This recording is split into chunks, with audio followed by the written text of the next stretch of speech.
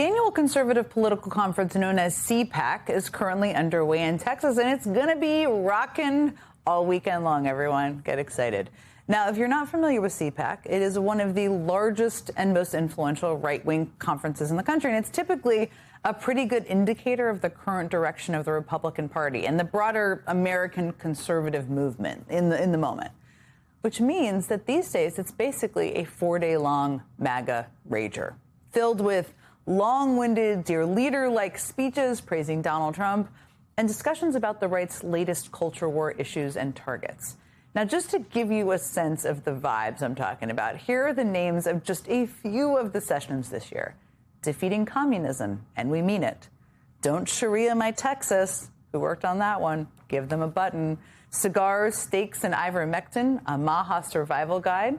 The president will sue you now, how the legacy media was defeated, which literally was immediately, and I love this part, and with zero hint of irony, followed by the censorship industrial complex. Now, the other thing to know about CPAC is that it's kind of like a bizarre right-wing Comic-Con where conservative activists, politicians, and personalities gather together to rub elbows. You can see anyone from top elected Republican politicians to key Trump administration officials like the number 2 guy at the Justice Department, Todd Blanche. Yeah, he was speaking. You can see border czar Tom Homan and right-wing media figures like Steve Bannon. Heck, you can even see Trump-pardoned seditionist and Proud Boys leader Enrique Tarrio there. Seen here, palling around with adjudicated liar and disgraced former Border Patrol commander Gregory Bavino, taking a little thumbs-up photo together there.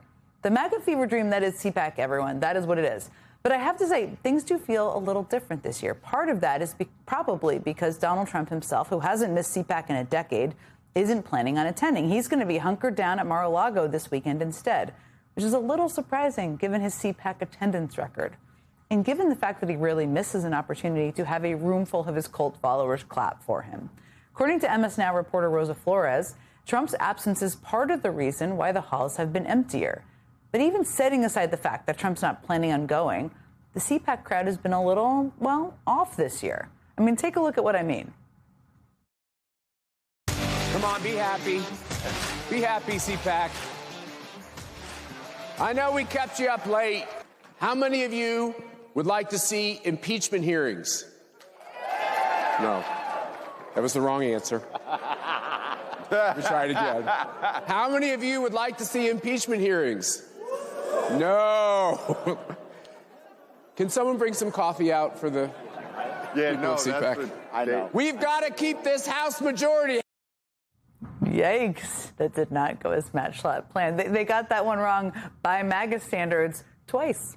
Now, whether that's an under-caffeinated crowd or whatever happened to there, during this year's CPAC, MAGA world is obviously not 100% on the same page on a few issues, and probably none of them are bigger than Trump's war with Iran.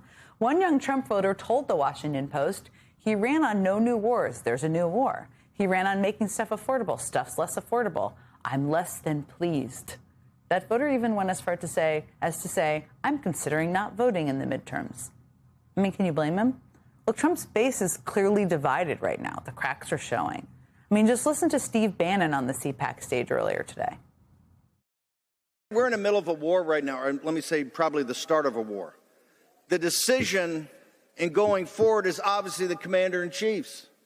But he's got to have, people have to have his back, and you're only going to do that with full information. You have to be convinced. All this debate goes on, and, who's right, who's wrong, what's going to happen. It's a debate that has to happen. Look, Trump's base is all mixed up right now. MAGA's out of sorts, and honestly, it all seems a little low energy. But while that hot mess unfolds at CPAC across the country in cities and towns in all 50 states, the opposition to Trump and his administration is growing and getting stronger and getting more unified.